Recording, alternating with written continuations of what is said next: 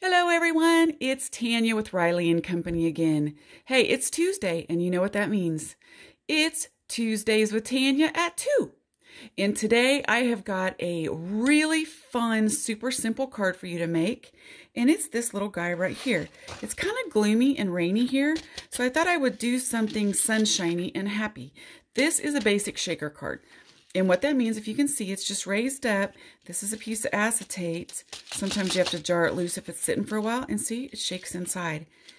A lot of people think these are really hard, and they're not. So I'm going to show you the basic way to do this without any special dies that are made specifically for shaker cards. So bear with me, and we will get started. I've done a little prep work to save a little bit of time. So the first thing that you're going to start with is just a regular card. You're going to fold it in two, and I just added a piece of paper that was a 1/4 inch shorter, okay? So this is just an A2 size. 5.5 by 4 1/4 is the base size, all right? And then 5 1/4 by 4 is my little orange piece. And then I'm going to set that aside. I have also picked out 2 square dies that I have. You can do this with any shape you have. They can be ovals, they can be squares, they can be circles, they can be hearts, as long as they're nesting dies, which means you've got a bigger one, then a smaller one, then a smaller one, then a smaller one.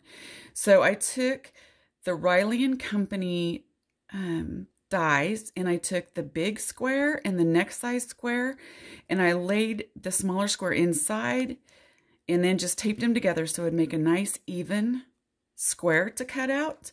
And this is what I got. Okay, see how easy that is? And it's really fun because it leaves you with an inside piece, of course, that you can do another shaker card with if you want to. Then after I get this piece done, I just took a piece of acetates, which comes in sheets, 8.5 by 11 sheets. They're real staticky. Okay, they're acetate. I think they used to run transparencies on them back when we were really young in school or something. But anyway, acetate, and I just attached it to the back of my card with just some glue. Okay.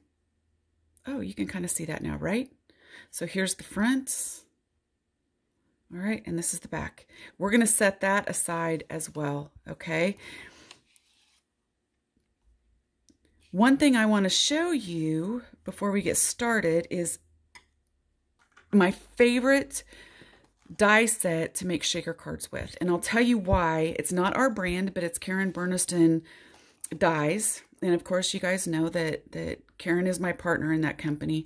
But this is the die set that I absolutely love. It is just our rectangles, just a basic rectangle crosshatch set, number 1054.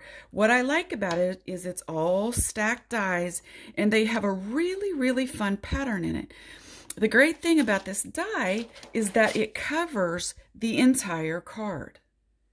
Think of how much fun you could do with a shaker card that has that much space to put stuff on the inside, or this much space. When you cut it out, it's huge, like this.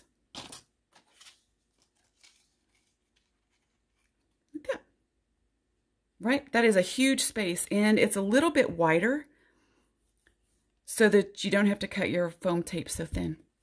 And of course, it gives you extra pieces that are great for making cards. So back to what we're doing.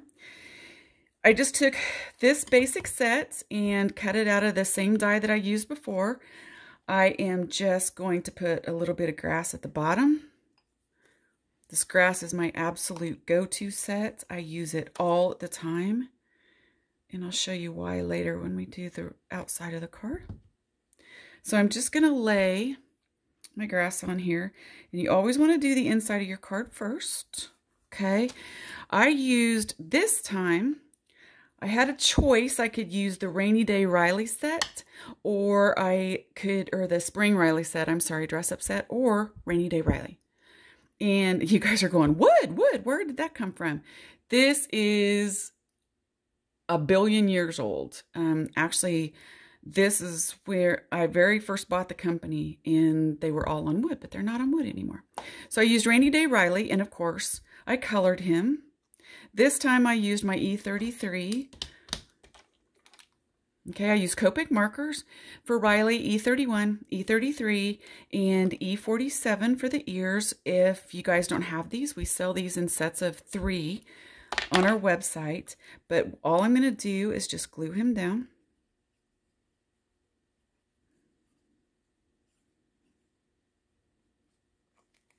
Okay, and you want to make sure that you get enough glue around the outside edges because you don't want whatever your shaker stuff is to get caught underneath your image.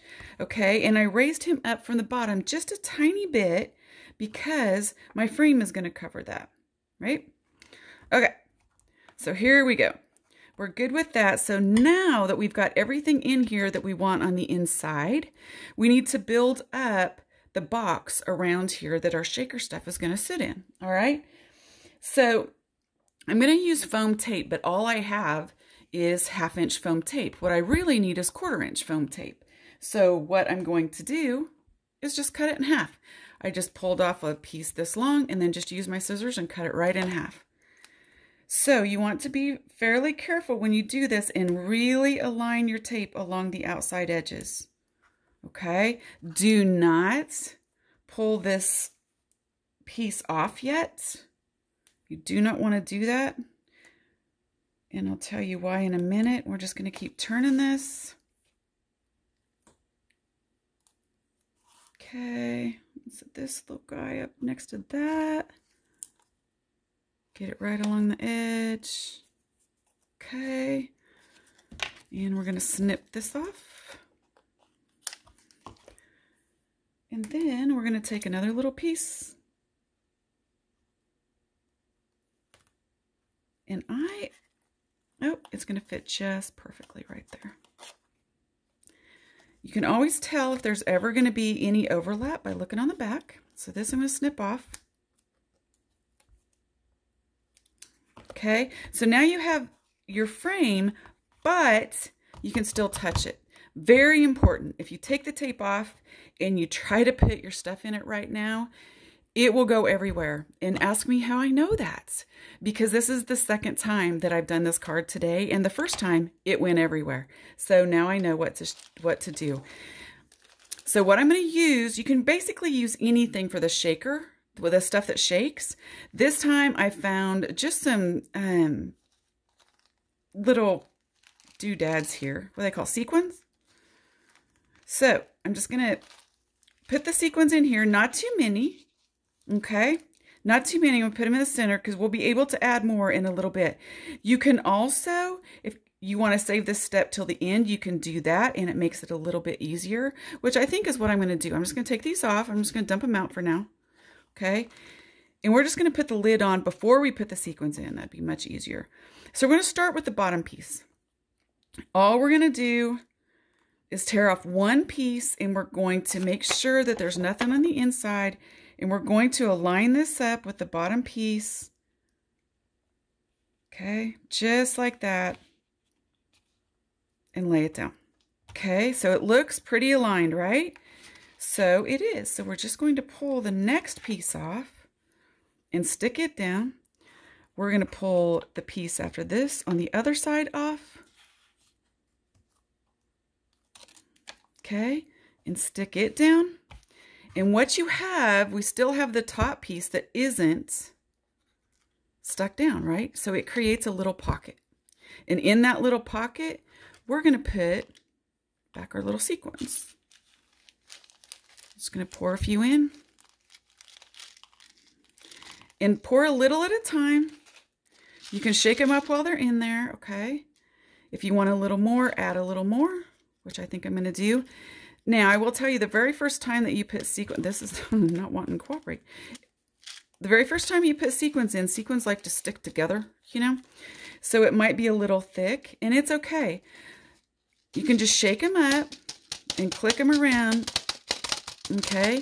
Sometimes if they're too stuck down there, it's because it's too thick. I just will take my scissors in because I haven't closed it yet, okay? And just kind of kick them around in there and make them separate, okay? So now that's what we have here. And an extra piece of foam tape. So then we're just going to pull our sticker piece off and seal it right up. Okay, so now all 4 sides are sealed up. All right, it shakes, does what it's supposed to do. Okay, and you do have to work these for a little while to get them all to shake, but there's your shaker piece. Easy peasy. If you have a little bit on the edge here, this would drive me crazy. I would have to trim it. But if you have a little bit on the edge, just use your scissors and trim it off. Okay, so we're going to set this piece aside now.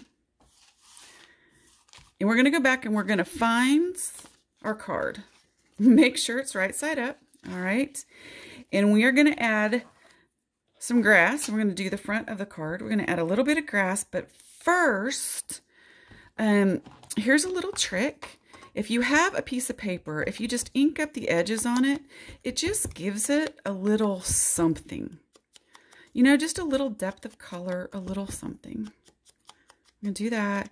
And then I kind of always turn it around. The green that I'm using is not that much different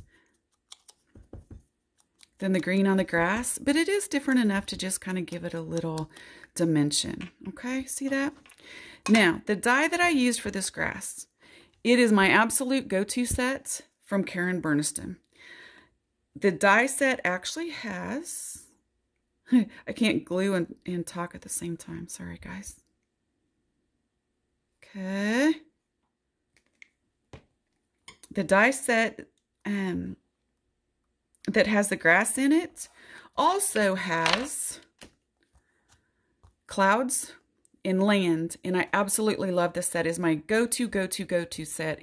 In fact, when I put my dies back away, I don't put the grass die away because I use it so much.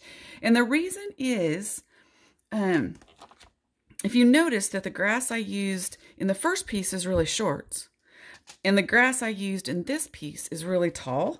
The reason is because this does not have a cut line on the bottom. So if I lay it close to the edge, it's going to be that short. If I put it way up here, I'm going to have a grass base that's all this, but my grass is going to be higher, so you can layer your grasses out. And I absolutely love this die.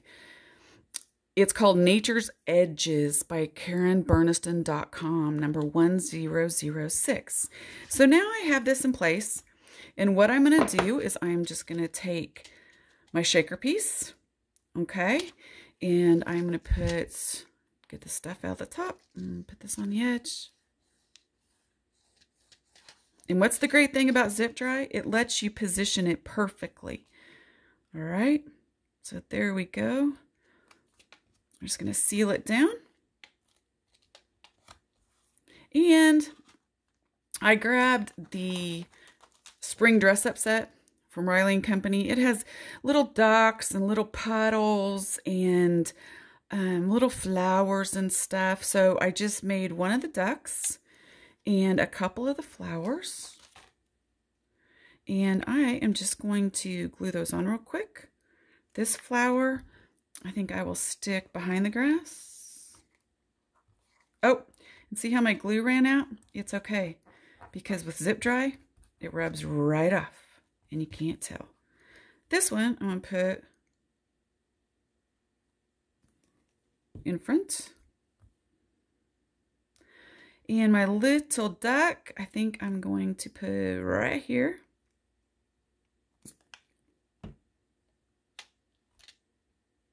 How easy was that? And now you have a shaker card that anybody would absolutely love to have. I hope you all enjoyed this video. Thank you for joining me on Tuesdays with Tanya at 2. And I will see you again next week. Have a great day.